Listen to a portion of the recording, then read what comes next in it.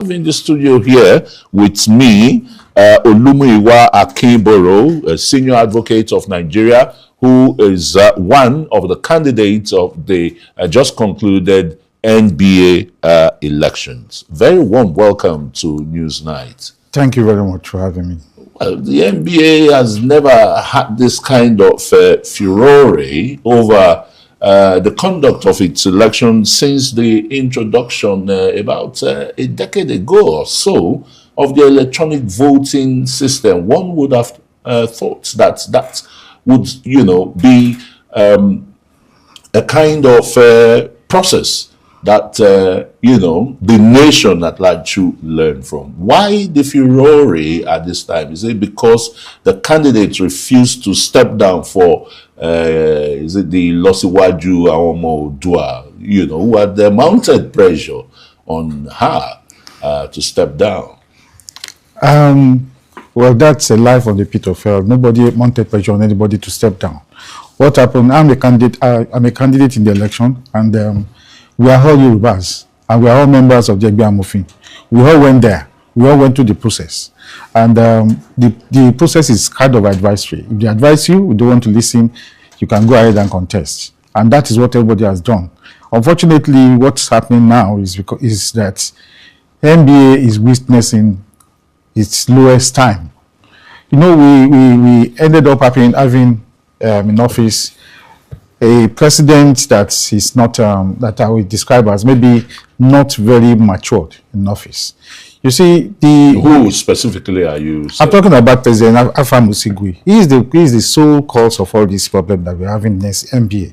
He started with the unconstitutional appointment of the Electoral Committee, and later he was out there campaigning for one candidate and also using the instrumentality of the NBA to intimidate and harass people to support his candidate. And he even went out boasting that he boasted and telling people the result that actually came out, that Onyeka is going to be the first, I can be second, and going to come third. But on the field, we know what is happening. Unfortunately, we have the worst election in this of NBA.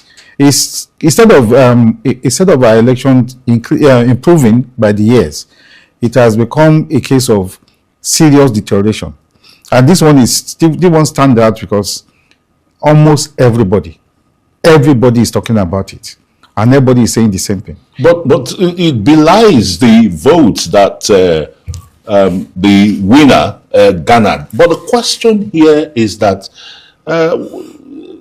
Nigerians and the Nigerian lawyers, they believe that the electronic voting system by the NBA has come to stay. What are the problems specifically? Were they just, technological glitches, or do they point to deeper flaws in the NBA's, elections? Deeper flaws in the management of the process of the election.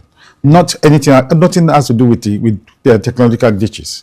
We'll be having an election. This happens to be the worst. The worst of all the elections we have had in NBA. Take, for example, the election was supposed to commence at 12 midnight of the 18th. Now, the election could not commence. Yes, they took off. But within 30 minutes, the site crashed. And my name did not come out as my name.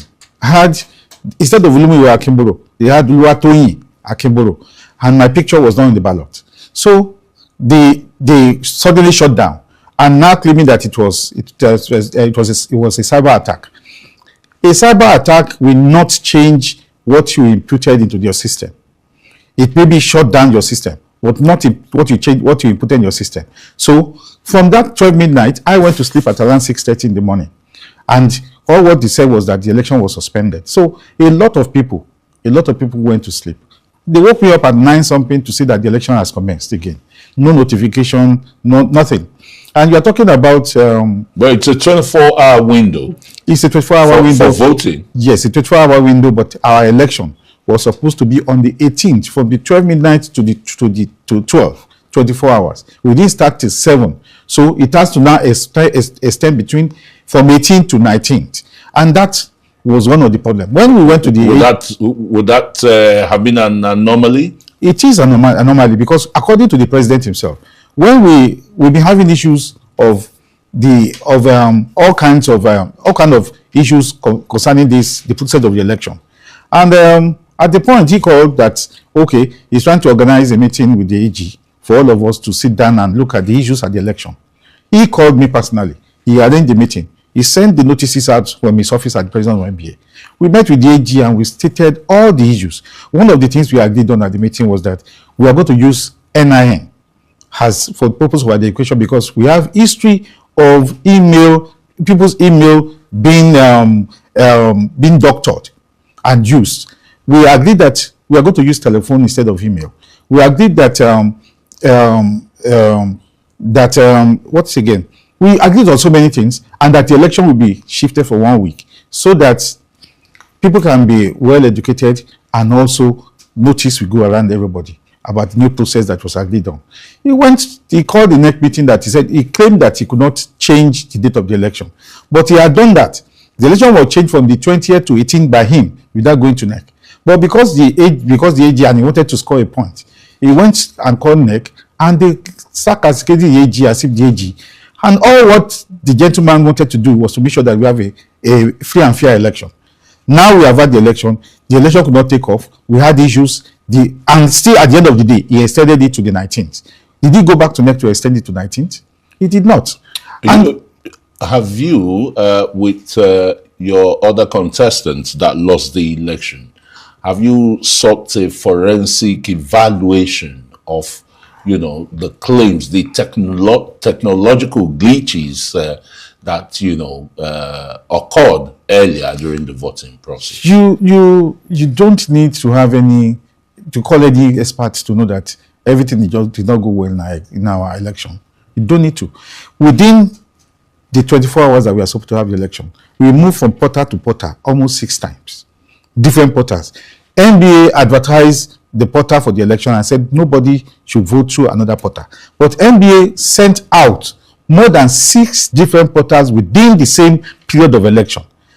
More than out of 82,000 plus that were qualified to vote, only about 27,000 were able to vote. Not everybody. I did not vote in the election. I could not get my OTP. A lot of people could not get the OTP. And especially if you look at the areas where it was predominant, let's say for Lagos branch has almost 20,000 voters. In Lagos branch, only 3,000 plus were able to vote out of almost 20,000. You look at areas that people that are strongholds of some people, they were not getting OTP there. Go to Ikeja branch. Ikeja branch, that's one of the top 10 branches, could not, less than maybe about 1,000 voted in Ikeja branch.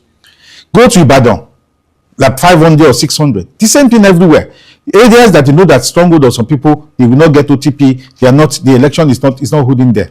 And again, if you are talking about election, this is the first time that in our election we are recording less than 50%. The last election that we had almost 60% turnout. The election that brought yes. In. This one now we have just 31%. Less than around 27,000 voters out of 80-something thousand. Okay, Muyiwa, let me ask you, yes. Because what someone like you is calling for is to annul the election. But don't you think that is going to create some form of instability, in your body? A highly respectable body like the Nigerian Bar Association, the larger Nigerian polity will see it as intolerable of political differences. No, that would be quite wrong, because if we see that as a body of lawyers, we stand for what is right and do the right things. We must live by example. Because now, what you are telling me now is that, so in 2027, if the election goes wrong, we will go out there and be persuading people just take it, so that we will not give a posture of something is happening that is not good or whatever. If we are going to do the right thing, let's do the right thing. We all know, everybody knows the right thing. The election that we have, if we continue, it will get worse the next round. Because if people can get away with such daylight robbery, electoral robbery, what are we telling? We are the same people that will go out and come and be criticizing INEC. INEC conducts election for more than 80 million people. We can't conduct election for 80,000 people. And we are saying that we should condone it. I don't think so. Yes, when I set out to contest this election, I said, whatever comes out, I will not contest. But this is a matter of principle. You think it's not been free and fair? It's absolutely not free and fair. You need to see what people are saying. It's not about me or anything. Even the person that was conducting election said it, that you are going to come fattered. He said it. He said to people who are ready to stand and witness. So the election was already predetermined. In the usual Nigerian parlance, they will say go to court. Yes, that was it. Are you going to court? He has said it that we should go to court. I'm consulting. I think, I'm telling you my principles. I stand for the truth. I want to see things done right. By my principles, the only conviction that I have, the only thing that my mind is telling me is go to court. But like you said, I want to look back and say, okay, what is it after all? I want to serve. And service takes a lot from you. And I can go and face my practice and continue with my life. But the point I'm trying to make here is that it will be selfish of me if I was struggled so far to make sure that I correct our electoral process, and I've seen the opportunity, a good window, to make a point. I must not be the president, but I want the system to change, so that next time we will not have these kind of things happening again. So, by my principle, I think that I should see it to the end. But I still have to talk to some people. All right, just still consulting. Yes. Okay, thank you so very much, Olumuyiwa Akinboro, Senior Advocate of Nigeria and one of the contestants of the Nigerian Bar Association presidential election.